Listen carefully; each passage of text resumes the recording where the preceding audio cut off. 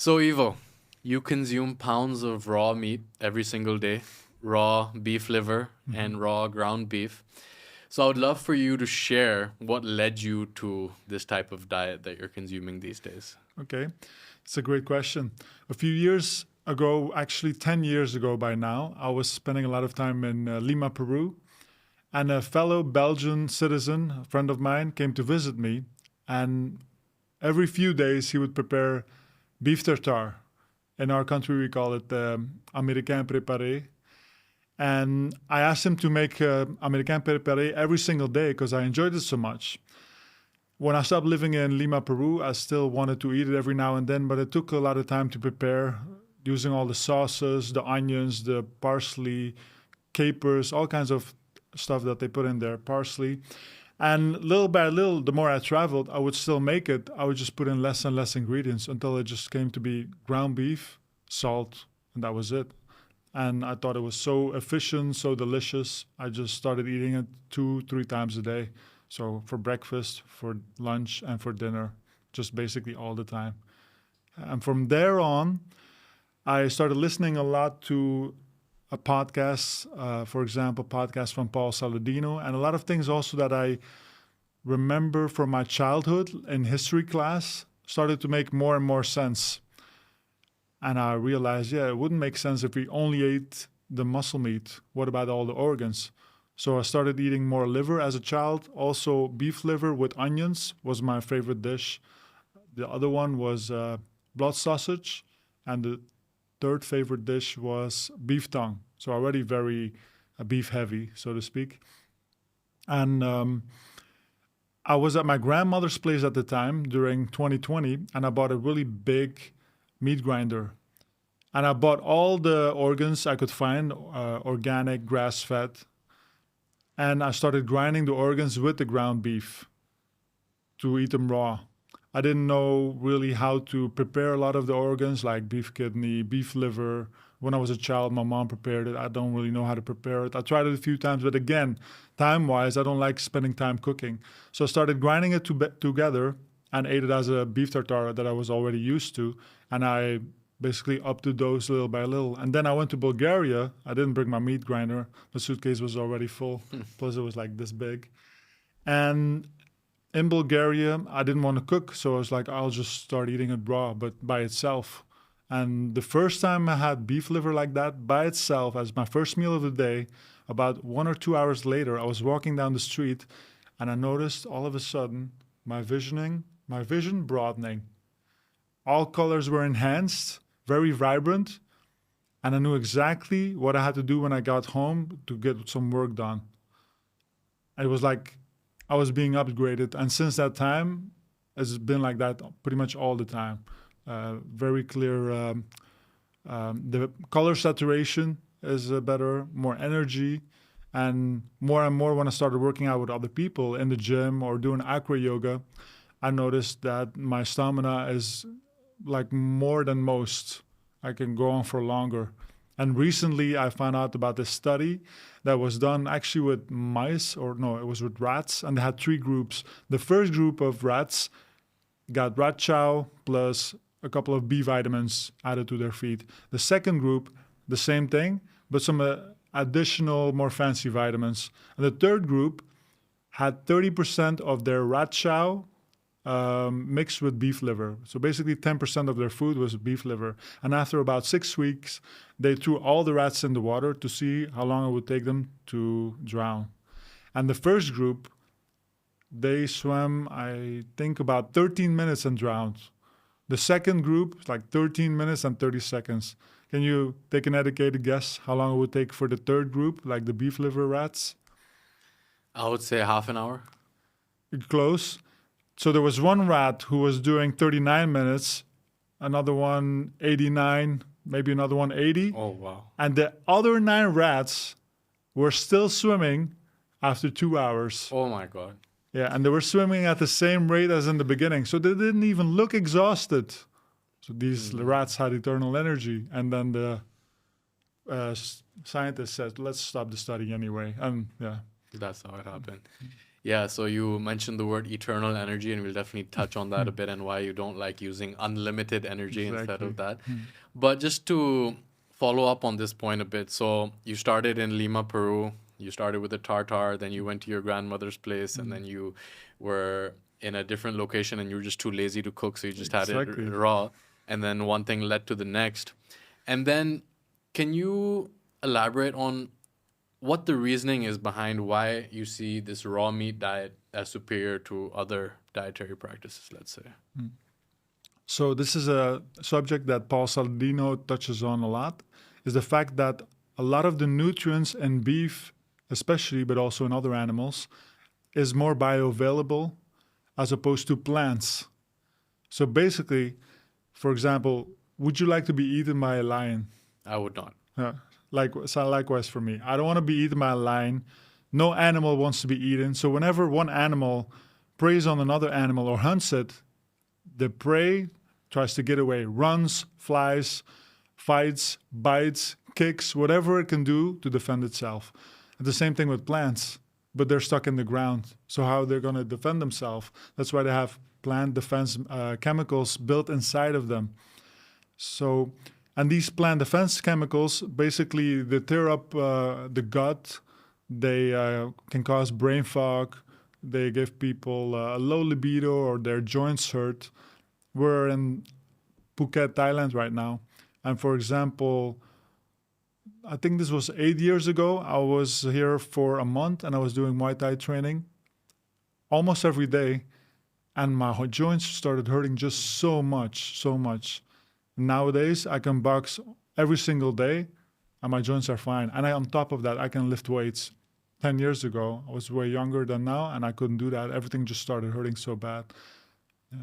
So you're able to perform at a higher level now than you've been able to when you were in your 20s and 30s. Yes, You'd agree definitely. with that, right? And then a large part of the reason behind this elevation in performance has been your nutrition, you would say. Yes, With the exactly. raw meat and stuff like this. So you touched on a point about bioavailability. And there's a surface level of looking at nutrition where people talk about calories in, calories out, protein, carbs, fats. And that's a topic that I've thought about a lot as well, because people reference the law of thermodynamics and they say energy cannot be created, it cannot be destroyed, it can only be transformed to one form to another. So that's why if you want to lose weight, you got to be in a deficit. If you want to gain weight, you got to be in a surplus. And then the important point that you mentioned about bioavailability. So you could be eating 25 grams of protein through a shake, but whether that is actually absorbed by your body and metabolized and actually utilized is a whole different story, right? So I would love for you to speak on your thoughts on this approach of, if it fits your macros, the protein, the counting calories. Because another point that I think about when sometimes, people like arguing online. I'm one of those people as well. So they argue that, no, it's just about being in a calorie deficit. It's just about being in a calorie surplus. A calorie is a calorie. And then what I think about sometimes is like, okay, if you bring up an extreme example and bring a silverback gorilla, right? He weighs, let's say, 500 pounds. He is able to lift 1,500 pounds overhead. And he's eating, let's say, 5,000 calories a day of just plant. I actually looked that up, right? He's eating roots, stems, leaves. So if a human eats the exact same calories as a silverback gorilla, he will not have the same body and then not have the same strength as well. So that's evidence to the reality that, okay, there's something more beyond just the macros and the calories.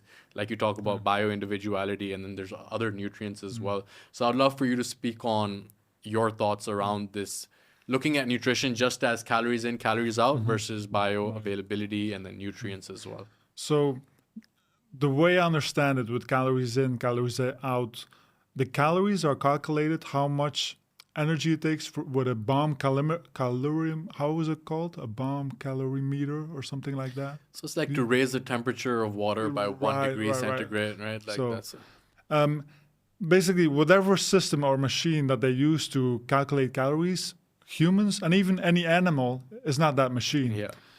And up to a certain point, it will help. Yes, if people want to lose weight, counting calories can help. And there's this one study about this professor. He was doing the Twinkie diet. Yeah. So he showed everyone, oh, you can just eat 20 Twinkies and look, I lost weight. Yeah. How is that guy going to look? after 1 month, 2 months, 3 months, or a year of just eating Twinkies all day. Take your clothes off, take your shirt off. How does your body look? If that same person would have beef with the same amount of calories, he would just feel like a totally different person. He would look totally different. His libido would be way higher. I can't imagine people having a great libido eating just Twinkies all day. And to come back to the gorilla, one thing that I understood from biology is a lot of big animals like gorillas, elephants, rhinoceros. The reason why they're big is not because they eat plants. The reason why they eat big, actually it is because they eat plants, but not the reason people think. It's because plants are so hard to digest, because these plants are defending themselves. They're so hard to digest that the animal needs a very elaborate digestive system, a very big digestive system that takes up a lot of space. And then, of course, if you have a very big digestive system, you need a big animal around it to carry it all. That's why, for example, carnivores like lions or tigers, they have a very short digestive system and everything's very compact. They're not that big as, for example, an elephant. Yeah. So that just gives us awareness that there's something beyond just the calories. It's about the digestive system that is developed through evolution that allows a certain organism to reach a certain size, have certain strength. So it's the two opposing theories of the energy balance theory, calories in, calories out, and then the metabolic theory where there's hormones and different factors that end up impacting how a particular food would affect your being as well. So touching on or leading on from the point, would you agree that you are someone that subscribes to an ancestral approach to nutrition and living overall as well, right? So when we look at the different tribes, the indigenous tribes that are living around the world these days, there's people that have been researching them. For example, there is the Maasai tribe in East Africa. They eat mostly animals. They drink blood. They eat, and they don't have any incidence of chronic disease in their population, right? And then we have the Inuits, the indigenous people in the Arctic. They eat mostly fats from like seals and whales. They don't have any chronic disease either. And then there's tribes in the Amazon that are largely feeding on plant-based nutrition, and then they don't have any chronic disease as well. So one thing we can agree on, and that is that the Western diet, whenever it's introduced into a population, it just leads to an increased incidence in chronic disease, specifically heart disease, cancer, diabetes, Alzheimer's.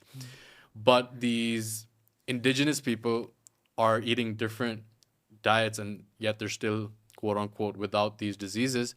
So what are your thoughts on bio-individuality and how your specific genetic heritage would impact the nutrition that's best for you? Or are you someone that just thinks that all humans should be eating raw meat and carnivore? Love for you to speak on that. I know there's a lot of people who wouldn't want to eat raw meat all the time, so I understand that, respect that. The good thing about humans is we're so flexible, so adaptive, we can survive and even thrive on very different diets all over the world. I would say when we come, for example, to the point of longevity, living a long time, there were some studies that show that actually community was even more predictive than diet or lifestyle. So being in a tribe, being with the brothers, being in a community, having the same purpose, caring for each other, loving each other, all these things help tremendously more than what some people would say the nutrition. Now, to come back to biology, why would that be? I mean, most of the time there's plenty of different reasons, plenty of different factors. Like, I'll just give a small one, for example. When we eat together, we eat a meal together, we look in each other's eyes, we're talking, oxytocin goes up. When oxytocin goes up, then blood glucose management is way more efficient, it's better. So you have less of an insulin spike. So this is, for example, a small example how oxytocin could lead to better blood glucose management and therefore less fat gain, for example. So that's, and to come back to what is oxytocin? Oxytocin is the bonding hormone. It's the hormone that's used for social interaction. So being around people that you appreciate, people that you love, people that you respect, family and friends, then oxytocin will be higher. That's just one. It's very interesting that you mentioned, for example, the Amazon tribes, people living in the Amazons, they don't have access to large animals, for example, like the Inuit or the Maasai who are eating mostly cattle. That's very interesting. So what they all have in common, like you said, is there's no processed foods. There's no foods hijacking the taste buds and making people eat more of something that's basically just processed, a lot of garbage, a lot of chemicals in it that we haven't been exposed to in the thousands and thousands of years ago, but only in the last 100 years. So evolution is not fixed. It's always evolving. So evolution is happening now as we speak as well. And eating these processed foods, well, there's people who can handle the processed foods, and eventually their lineage will die out. Because before, people would say, oh, these are diseases for the elderly, and only older people were getting those diseases like Parkinson, diabetes, especially. And nowadays there's children, and it's younger and younger. Oh, people have it in their 20s. Now there's people in their 15s, and now there's people literally 5, 6 years old, and they're having diabetes. So are these children going to be able to have children themselves? Eventually, over time, in the next generations, they will not. So then they will die out. And maybe the people who can handle processed foods up to a certain extent, they will be able to procreate. Mm-hmm. Yeah. So I think that's an interesting point that you brought up about community. And even, I'm sure you're aware of like the blue zone studies that they looked at. Even though necessarily their diets are not 100% optimal, they are living in communities, they have each other's back, and that sense of tribalism that they have inside their communities is what then allows them to live a long life as well, because they may have that support, they have that interaction, they have that communication with each other. So there's factors outside of just nutrition. And if we just take one factor and think that, okay, these people in this blue zone are eating this, so I'm going to eat that, it's not necessary that that will have the same impact as you, because there's so many other factors impacting our overall health and longevity as well. So leading on from that, how do you think genetic heritage, if anything, impacts the nutrition choices that we should be making? I think epigenetics is more important than genetics themselves, because some people say it as, okay, genetics is a gun, but if you don't pull the trigger, nothing's going to happen. So pulling the trigger, let me go again. So pulling the trigger, that's the environment, that's the epigenetics. And I also wanted to come back when you mentioned the blue zones. That's actually very interesting. So in the book about the blue zones, I don't know the exact number, but maybe he mentioned 8 zones or 10 zones, but there's actually like maybe 20 blue zones in the planet. So the author of that book cherry-picked some of the blue zones to be more plant-based. But even there, I believe it was Sicily or Sardinia, in those places and in Greece, those people were actually eating a lot of organs. They were actually eating a lot of meat. And to come back to the Amazon tribes, they do eat bush meat. Okay, they don't eat the large animals, and maybe they eat less meat, but they're still eating meat, and they're still hunting every single day to eat monkeys or maybe fishing as well. So animals are the cornerstone, really, in all places around the world. And there was something else. The genetics. What else did I ask you? Yeah, so like you were saying that what's more important than your genetic heritage is the epigenetics and the environment that you're exposed to. You're saying that genetics may load the gun, but epigenetics pull the trigger. So yeah, exactly. So for example, genetics, when you live in line with the sun, when you live with the circadian rhythm of the sun, when you have a good circadian rhythm because you live with the sun, your genetics might not be triggered to do a certain thing that you don't want. But then people who are on their phone all the time, they go to bed at 1 a.m., 2 a.m. in the morning. They wake up after only 6 hours, feel groggy in the morning. That's a totally different story. Really, when the sun sets, maybe 1 or 2 hours later, supposedly humans were going to bed all the time for thousands of years. And they woke up in the morning full of energy. And people weren't eating in the middle of the night because it's dark. Now, okay, you can have a campfire up to a certain point, but eating late at night and having an erratic sleep schedule, now you're messing with the environment. Now you're messing with your epigenetics. And that's when people have all these issues like diabetes or can't sleep well and they don't feel rested. They don't have energy. Mm-hmm. Okay, so that's actually a smooth transition to the next topic that I wanted to talk about. So we're talking about nutrition, but what most people don't consider is that light is actually a nutrient as well, which we're absorbing. Yes. So you talked about the circadian rhythm, about being in alignment with the rising and setting of the sun, and how light actually impacts our biological processes, and how in modern society so many people are not getting enough natural light and they're getting too much artificial light. Right. And then that is also affecting our mitochondria, right? Which is the ancient bacteria that is the engines of our cells and actually the source of the eternal energy that you speak about, right? So I would love for you to elaborate on your concept of eternal energy and how mitochondria actually factors into that, and then bringing that together with like how important light exposure is and getting the nutrients from that. Right. So the reason why I prefer saying eternal energy and not unlimited energy is I don't want to use words that limit myself. Well, we say unlimited. That's not limited. No, it is, because the word limited is still in the word. You might know about this little thing that people say, hey, don't think about a pink elephant. And when people say don't think about a pink elephant, most people will actually picture a pink elephant in their mind. So this is to talk about how the subconscious doesn't really hear no. It doesn't really hear don't do this. Or, hey, son, watch out when you climb that tree. Don't fall out of the tree. And the son hears fall out of the tree. Yeah. Instead of a better way to put it would be careful when you Yes. climb that tree. Okay, I'm going to be careful. So when I'm in the gym or I'm doing something hard and I want to push myself and like speak myself into going further, I was thinking, I need to come up with something that's not unlimited energy. And I came up with eternal energy. And when repeating that is a good confirmation to oneself. And I actually notice a lot of times when I repeat that to myself, when I'm working out, it actually gives me a boost. It also has a nice alliteration, the way it's eternal energy. And I've noticed when I say to some of my sparring partners or people I work out with, they pick it up and they also like it. And how that factors in with the mitochondria and the light. So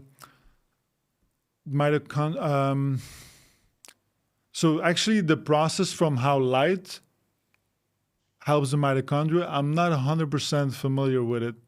Maybe you can elaborate on it a little bit? Because you were also saying that red light therapy is something that you do as well. Yeah, and that impacts your mitochondria. Right, you're right. So a couple of years ago, I did poop tests. So I sent my poop to the lab. The company was called Viome. And out of the lab tests, they said that my mitochondrial function was very low. So I wasn't producing enough energy. It was like something in 38 or something, 38 on 100. And around the same time, I found out that red light is really good for mitochondrial function. It basically stimulates the mitochondria to produce more energy, to work more efficiently. And when people ask me, oh, so what else does red light do? Or I have enough energy, I don't need energy. Well, basically, everyone needs energy. Even going to bed and sleeping is a process for which the body needs energy. Some people are like, oh, I was so tired I couldn't sleep. And it was weird. I was supposed to pass out, but I didn't. So a lot of processes, like the organs, for example, wherever you shine a red light on, that organ will function better. So you shine the red light on your skin will heal faster, the bruises, scrapes. You are sore from a workout, something hurts, you shine the red light on it. Within 8 minutes, I've noticed, 5 to 8 minutes, the pain is gone. Now, that doesn't mean it's completely healed, but it does mean that it's speeding up the healing process.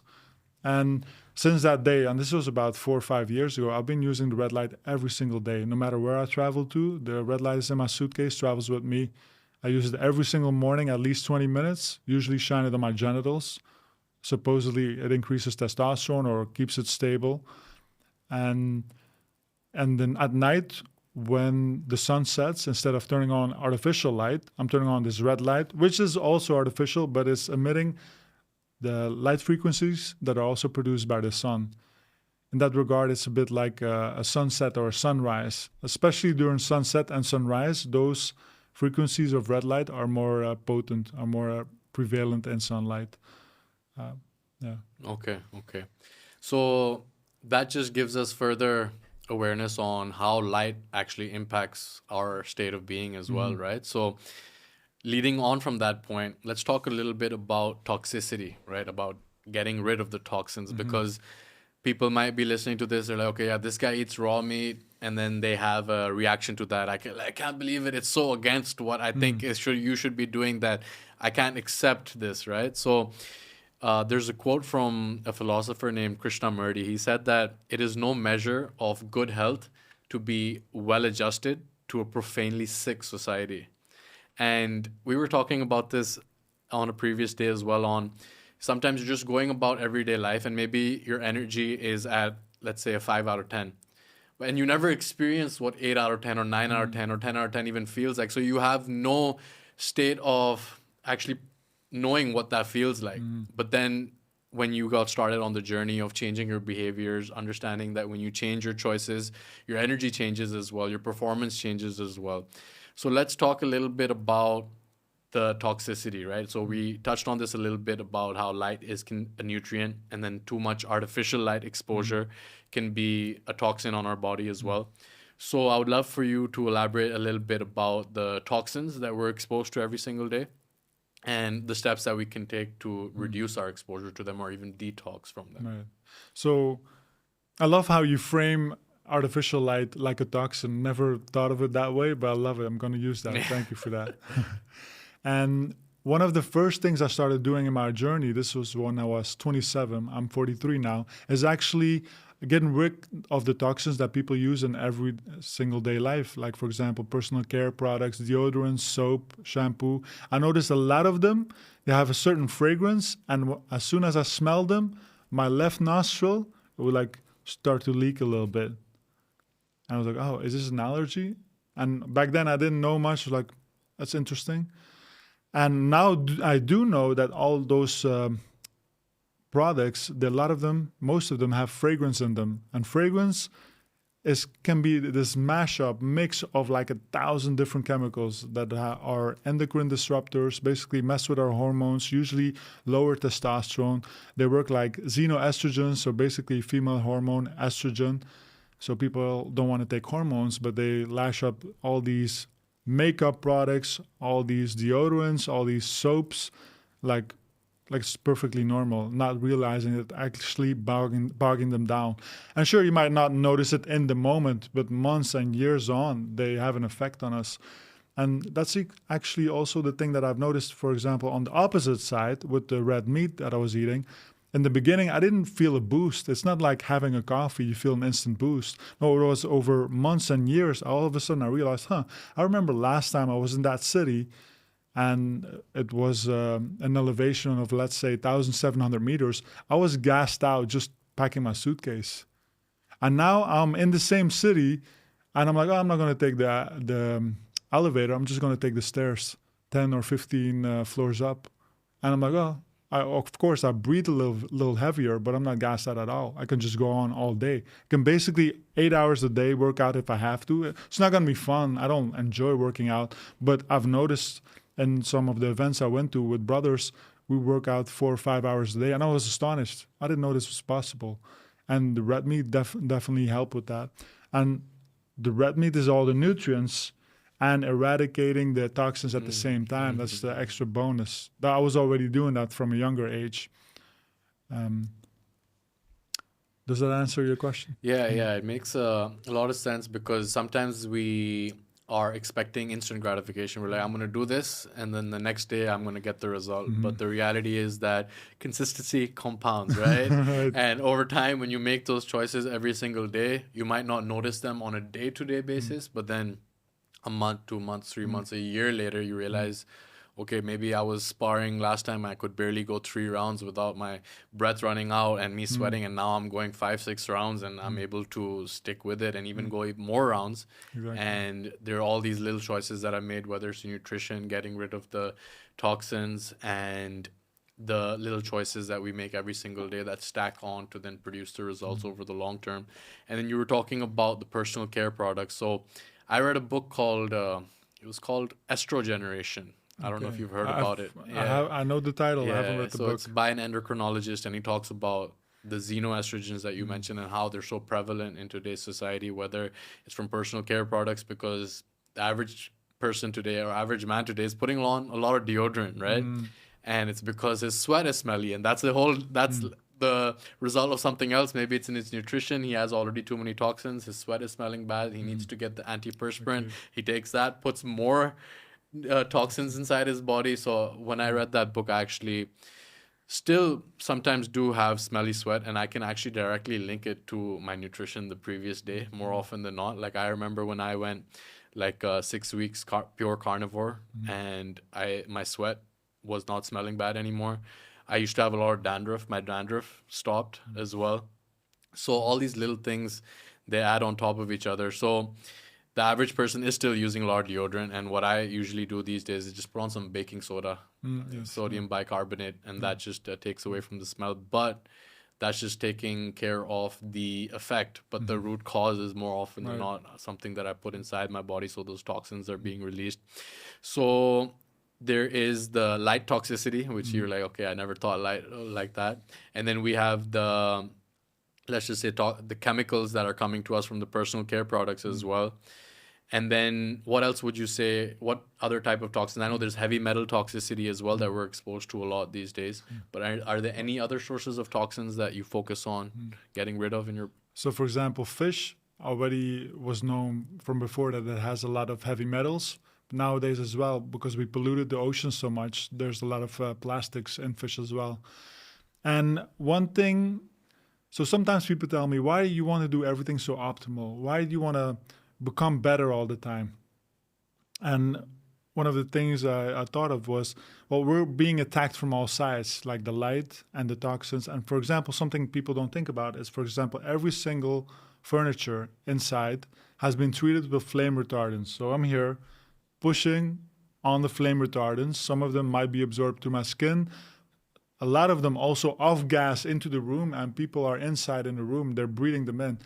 So the point that I'm making is there's toxins everywhere, and it's not the point to worry about them, but just to make yourself so strong enough that our body is very efficient at getting rid of them. And of course, we don't want to overexpose ourselves, but also being mindful, okay, if I eat well, if I rest well, if I have a good circadian rhythm, all the human process, the biological processes in my body will work more efficiently in taking rid of all these. And another one is, for example, brake dust for people who live close to roads, busy roads.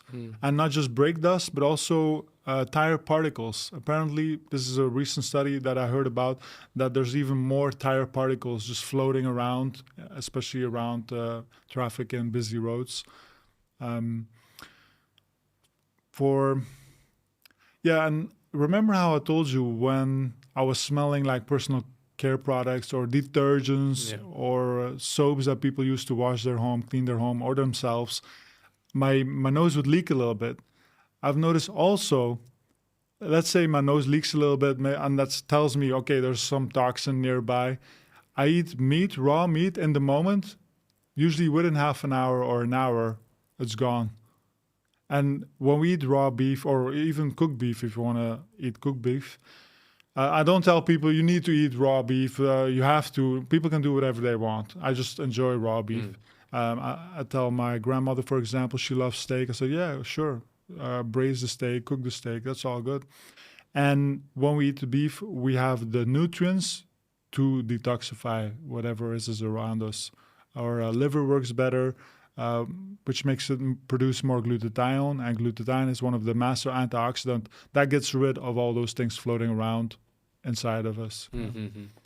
Yeah, so some of my favorite practices for getting that detox, which I know you also are involved in, sauna, just sweating. Yes. Sweating is such a great way to get rid of toxins, and there's so many studies at this point which show that people that go to the sauna and they control for factors like smoking and so many other factors, they just live longer and healthier lives compared to those that don't. And then what I wanted to talk about from that point, just leading on from the toxicity, is EMF toxicity, right? Before starting this podcast, you were talking about your field is very strong, so sometimes they don't function well. But, there's been a time in my life where I was just super paranoid about it, using wired headphones and like trying to turn my Wi-Fi off at night. But I realized that is not a path that I can do because there's just too much, right? Like there's too many EMFs going around. So what I like to do sometimes, if I'm using my phone a lot or talking to someone, I go and ground myself so that the negative ions can be removed while I'm on the phone or something like that. But what are your thoughts on EMFs and the impact that they have on human health? I have noticed whenever I'm out in the woods, hiking, or living in nature, my sleep is way deeper. So that could be attributed to maybe having less EMF around. I was the same way, plugging out the Wi-Fi. My phone is always in airplane mode, especially when it's on my body. So I only put it in Wi-Fi mode when I need to use it. And in general, I've noticed optimizing everything else, doing all the panaceas. So for me, for example, sweating heavy, whether it's during exercise or in the sauna, is a panacea. When people ask me, what is it good for? I basically say everything. Same with weightlifting, same with sunlight or aligning one's circadian rhythm with the sun. Same as cutting out processed food. Those are panaceas. They do so many good things, so many, that it's just like an endless list of things that they're good for. And when we focus on those, I notice that you're stronger. Now you're going to be more resistant to whatever else is out there as well. And yeah, nowadays when I travel, actually, I don't turn off Wi-Fi anymore. I kind of forgot about it because I'm already performing so well. I'm not grasping at every single straw around me to make everything super optimized. Let's say 4 or 5 years, I was doing that. I was walking around with blue blocking glasses at night. Yeah, me too. And it worked. The first time I used the blue blocking glasses, within 30 minutes, I was like, oh, I'm falling asleep right now. I need to go to bed. And it was only 7:30 p.m. And I usually went to bed at 1 a.m.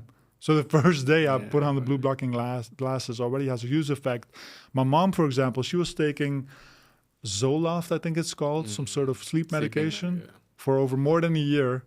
I gave her a pair of blue blocking glasses and she stopped using the Zoloft. I was like, wow, these glasses cost $20 and they work better than sleep medication. So, yeah. Okay, yeah. So I know that we are people that really pay attention to the words that we use, right? Everything is a spell and the spelling that we have. So you were biohacking before that even became a word, right? I think it was coined by Dave Asprey in like 2004 or something like that. But you've been manipulating your behaviors to impact your biology. And I actually am not a huge fan of that word, biohacking, because, the word hack has an implication that you're going to gain unauthorized access to something and then change it up. So I actually prefer something like bio-optimizer maybe, right? But what does that mean to you? Like, okay, biohacking or bio-optimizing, like what does that mean to you specifically? Because sometimes people think about injecting themselves with certain things, but you're someone that at least in my observation so far has been more of an approach that is aligned with nature, with eating the way that our ancestors did, rather than trying to do everything to just increase our longevity, like every pill, every pellet, every gel, every injection, every therapy. Like, what are your thoughts on this term that we have come to call biohacking? So 7 years ago, I did a DNA test. The company is called Self Decode, and they have these reports, like these recommendations based on your genetics. And for about a year and a half, I bought all the supplements they recommended, all of them. I had a suitcase this big, I'm not even exaggerating, full of supplements. And I was traveling at the time, as I always do. And I was taking them all, experimenting. And I would say, did I notice? Yes, I noticed that everything improved. But I was also thinking, how can I do this for the rest of my life? Should it even be this way? It would be way cooler if I have everything built in. My body just makes what it needs to, and whatever it can make, it grabs it from nutrition. So I have become more of a bio-optimizer, and I barely use supplements anymore. I have my beef organ supplement company, but the capsules, it's basically freeze-dried organ, freeze-dried liver, freeze-dried brain. It's basically food. There's no other supplement in there. It's food in a capsule. And what I do like, for example, about the biohacking is what I still kind of see as biohacking is when you use like devices. So I have a red light, it's a device. Yeah. Or for example, before that, I had a small red light that was like this small, and you could put it in your nose. Yeah. And I put it in my nose right before bed, and I noticed whenever I use it, I would sleep like 30 minutes longer every single night. That's like a nice little hack. And what I liked about that is, as far as not taking a supplement, you buy a device once and you can use it. For example, there's apps that help you meditate, or there's devices you can put the headphones on your head and they play music, and there's lights, and it helps you to get in a meditative state faster. Those are nice hacks. You buy the device once, you can use it for a long, long time. It's not like a supplement runs out after 1 month, 2 months, you have to buy new. And even there, I see a lot of those devices, for example, the devices that help you meditate better, as a teacher. You can get there by yourself, but in the meantime, you can use this device to help you make those pathways smoother, to help you learn about your own body, how you can get in a meditative state. And of course, with the red light, just being out in the sun is already increasing your exposure to a red light.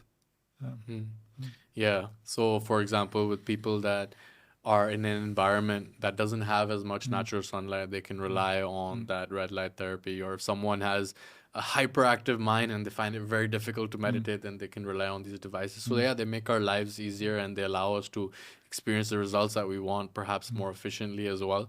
But I just noticed tendencies in myself where I would just get overly obsessed with them, and I would say that, okay, if I don't have this, then I can't do that.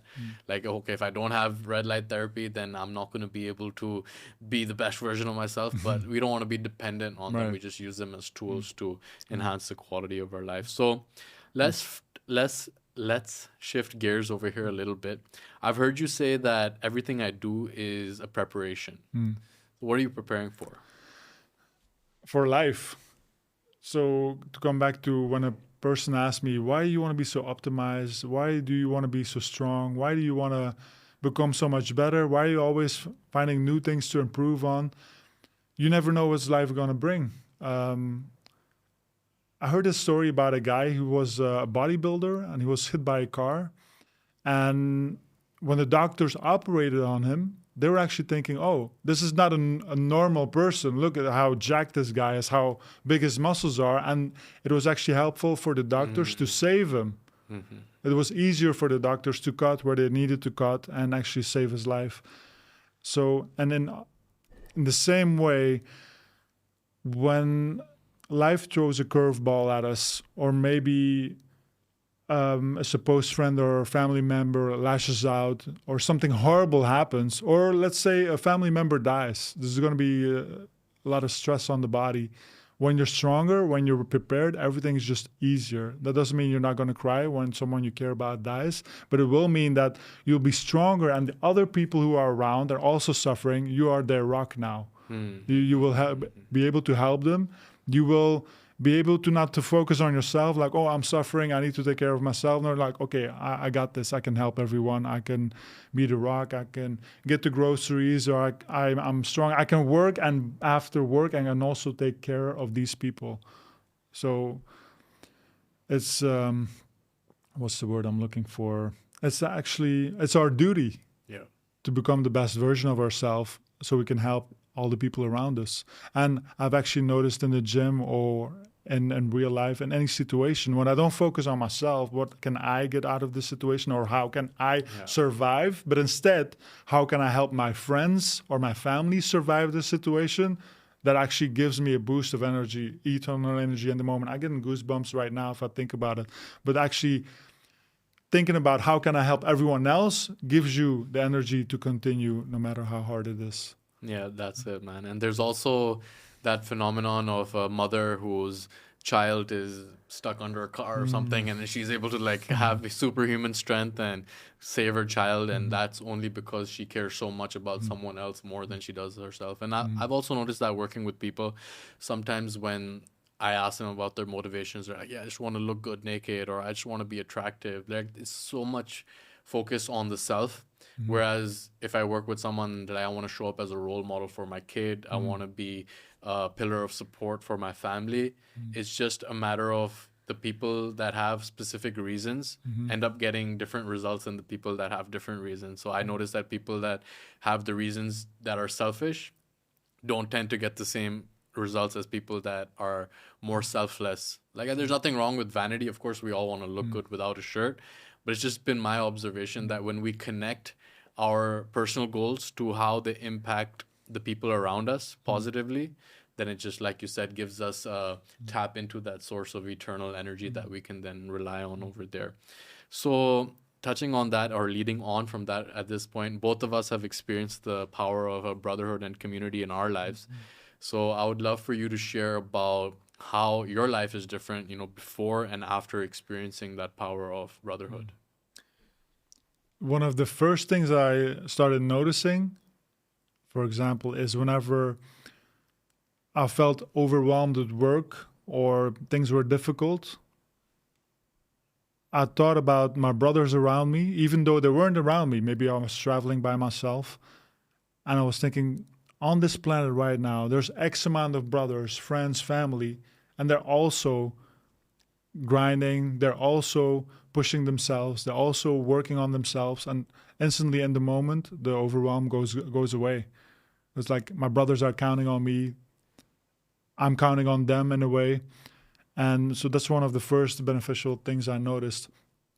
The other things I noticed also, like the free exchange of information, or sometimes just a conversation. For example, I know something. I know artificial light is not good, but then you say, oh, toxic light. Light can be toxic. Our environment can be toxic. And it's now like a spark, like, yeah, this can also be framed in the environment, which is toxic.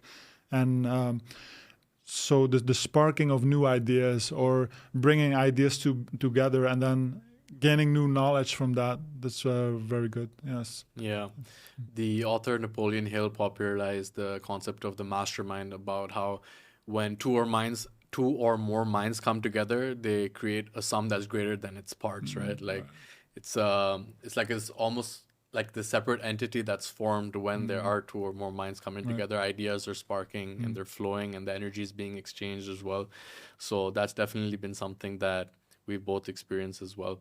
So you have a philosophy of approaching life like a video game, right? Yes, or a movie. Or a movie, like the yeah. movie, even better. Yeah. So like, how does that perspective influence your daily decisions and overall lifestyle? Everybody wants to be the hero in their own movie, the main character. So thinking of it that way, it keeps me accountable. If I, for example, I would just sit down. Oh, let me rest and sit down for a second. Like, the hero rest and sit down? Of course not. Instantly reframe, instantly, and the switch is switched on again, eternal energy, and it gives you that extra push. And also for small things, I was actually surprised how helpful it is for small things, boring things. Then I think about a lot of movies I watched when I was younger. I haven't really watched many movies in the last 2-3 years, maybe 3 or so. Many times you watch a movie and there's boring parts in it, or there's transitions.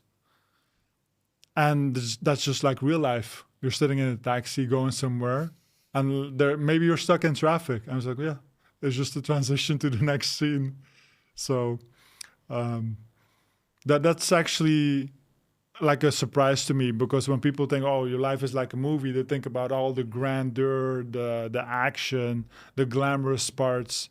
But actually, knowing that this helps for the boring parts even more so, that's very helpful. Yeah, there's almost every single day, there's a few moments that I think, whenever there's a moment like that's not going perfect, I think about the movie. And like, well, it's just a moment that we get to go through. Yeah, that's it, man. Because when we think about being the hero of your own movie and then we relate that to the other heroes that we might look up to, we realize that the heroes wouldn't be heroes without the pain and the suffering that they went through that built the character that Exactly. allowed them to become who they are, right? So, can you speak about how pain and suffering are important for a man's development? And then link that back to, I know you've fought in the ring 2 times. What are the most important lessons that you learned through that experience? But love for you to elaborate on pain and suffering and the importance that it has for a man's development. Yeah. It was Andrew Huberman who recently mentioned this, that there's a part of our brain that's called the anterior mid-cingulate cortex. And this part of the brain grows whenever we do things that we don't want to do, but they're good for us. Or they don't even have to be good for us. Whenever we do something that we don't want to do, we do it anyway, increases willpower. So this area of the brain is associated with willpower. So for example, when we get in an ice bath, but we don't want to go in, that increases that part of the brain. And that part of the brain is also associated with longevity. So in people who live a long time, this part of the brain remains its size, keeps its size.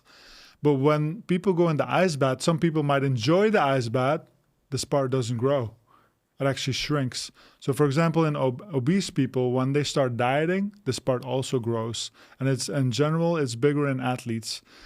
And I don't really like boxing. And I haven't told many people this. So when I first started boxing, I was like, oh, I don't want to speak up. I don't want to be a bummer. I don't want to talk or think negatively.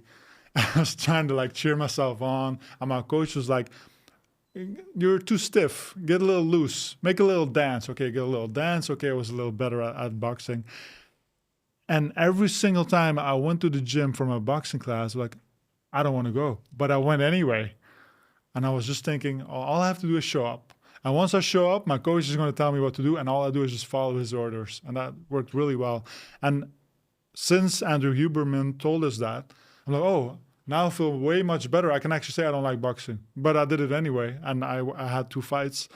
And when you do things you don't want to do, and you do them anyway, it gives you a lot of character, a lot of willpower, a lot of...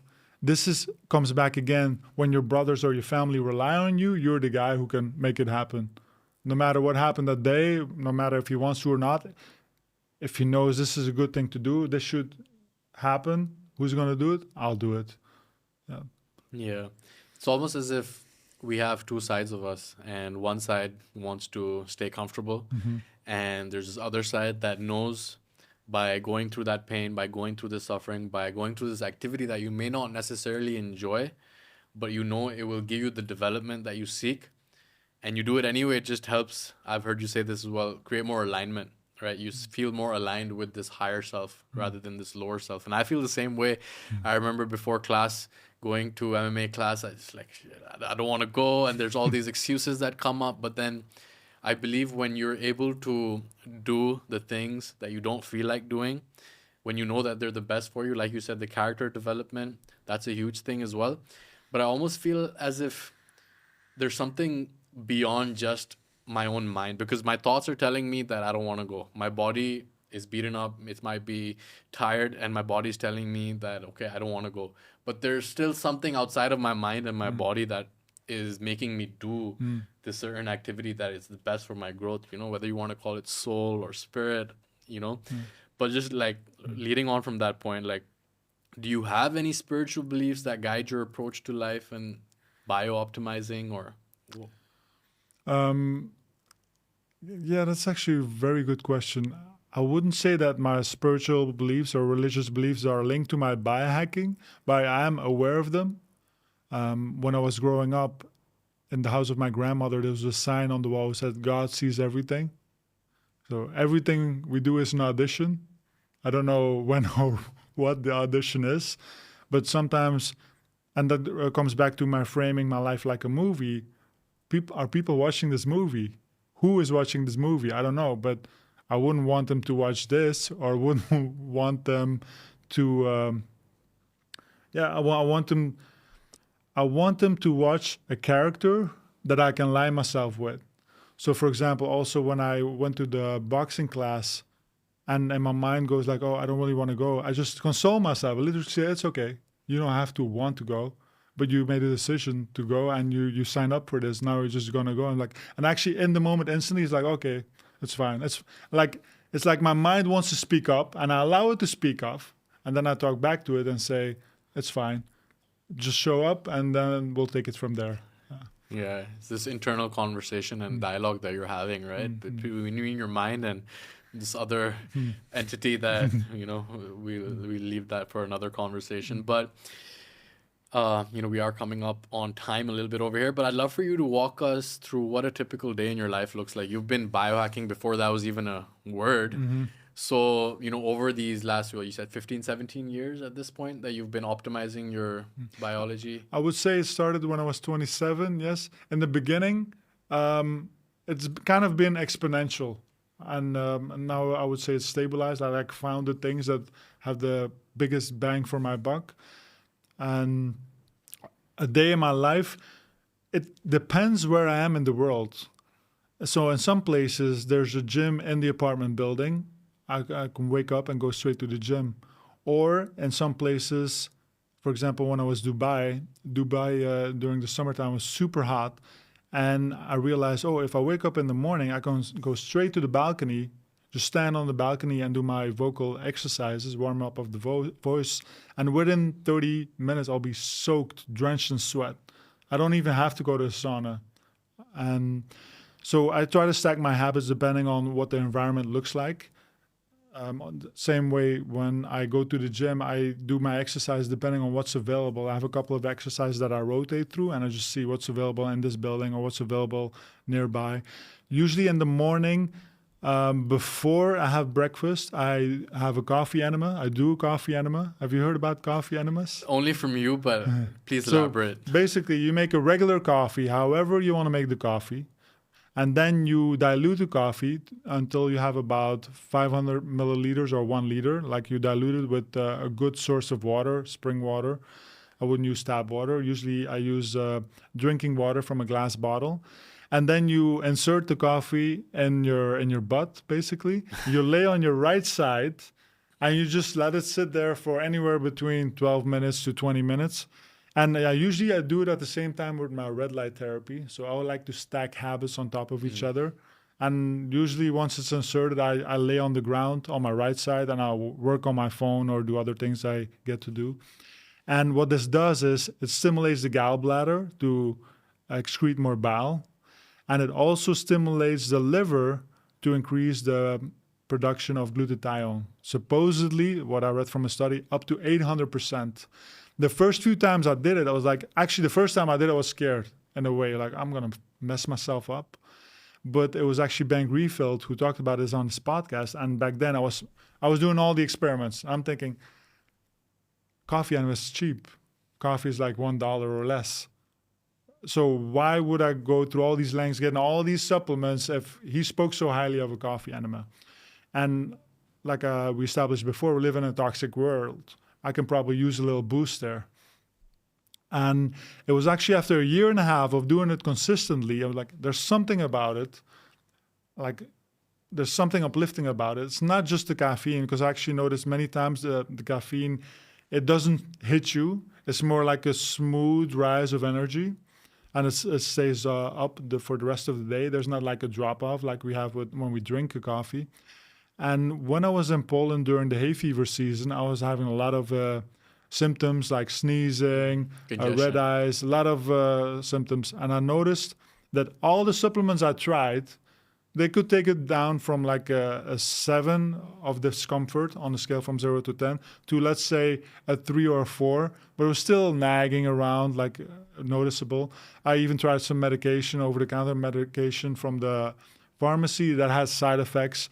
And I was like, okay, let me try a coffee enema. I just used random coffee from a cafeteria, water from a plastic bottle, so the worst of the worst. Within 10 minutes, all symptoms completely gone. And it lasted for 5 hours straight. I'm like, wow, a coffee enema is more potent than any medication we have on this planet for this. And then I was like, okay. So my subconscious, like, I can't really put my finger on it. I don't know what it does. It just feels better. Everything's kind of smoother. And then I had this experience, and it worked like clockwork every single time. So, So you got the morning sunlight, mm-hmm. you got the morning movement, depending on where you are. You do some vocal preparation, and then what else do you do? So I try to have my first meal of the day around between 9 and 11 or 9 and 12 noon. Supposedly our digestive system is at its peak performance around 11 a.m. And I work on my laptop, So on my that meal phone. is going to be fruit? Is it going to be beef liver? Is it going to be... When I have beef liver available, that's the first thing I eat. Okay. Then after beef liver, I usually have ground beef or steaks.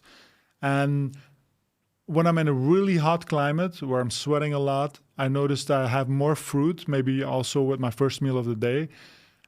And if not, then I'll usually save my fruit for later in the day, usually with my last meal, which could be anywhere, again, depending where I am, between 4 p.m. to sometimes 7 p.m. I'll have my last meal. For example, in Europe, during wintertime, the sun comes up at 8 a.m. I like waking up with the sun. Okay, so I wake up at 8.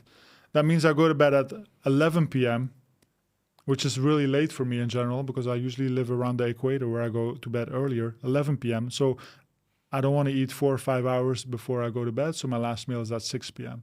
Now, when I'm in Colombia, for example, where it gets dark at 6 p.m., I go to bed at 8:30 p.m. And wake up at around 5 a.m. So yeah, we're in the afternoon now. Usually, so after I have my first meal, I work throughout the day and I'll do weightlifting again, either in the afternoon or in the morning, or I'll have boxing. Same if the private boxing coach can teach me in the morning or in the afternoon. Usually I just have 1 hour workout a day. Sometimes not, like now here in Thailand, I do 2 a days.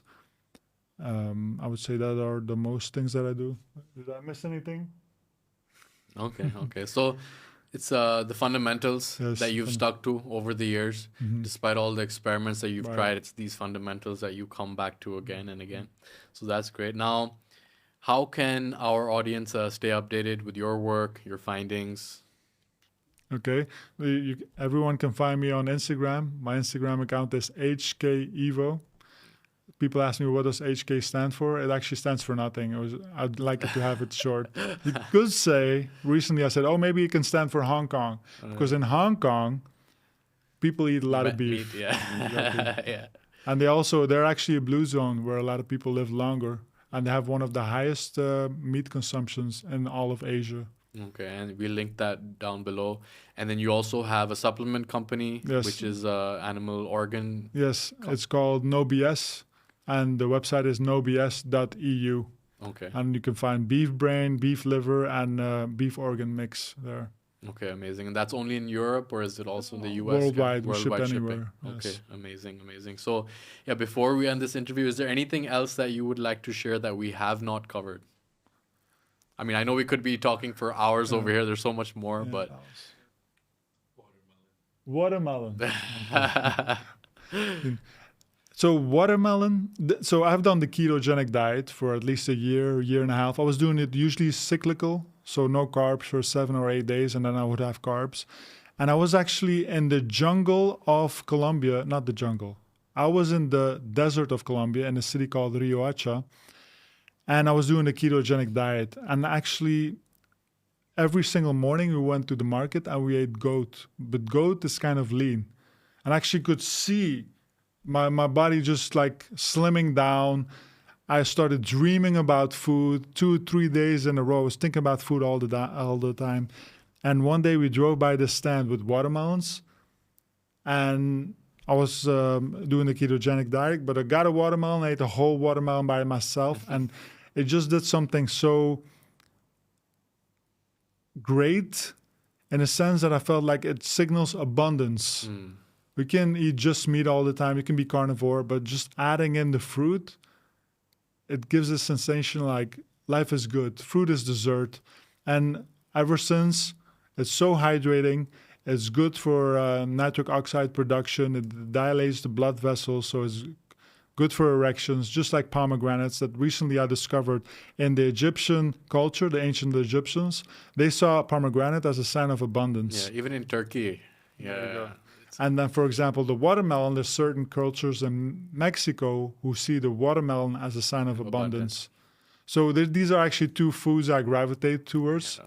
And maybe more so than on a biological level, what they nutrients that they give me, but it's also on a psychological level, they signal to me it's abundant. Life is abundant. Okay. Yeah. I'm a huge fan of watermelon and pomegranate myself, especially with the pumps you get in the gym as a pre-workout for sure. So we went over so much, and I'm sure we could talk for hours on end like we have been. But for the people watching this right now that have made it all the way to the end, what's one action that you want them to take as a result of watching this interview? I would say eat more beef, but even more importantly, add beef liver to your diet. Beef liver is so good for helping with focus, not overthinking, just being in the zone. It helps detoxifying. It helps your liver. That's actually why I started my beef organ supplement company, because I'm convinced if everyone or as many people as we can have eat beef liver on this planet, the world will be a better place. Thank you so much for coming on, Ivo. Thank you very much for having me. Thank you for sharing the wisdom. I appreciate it. Yeah.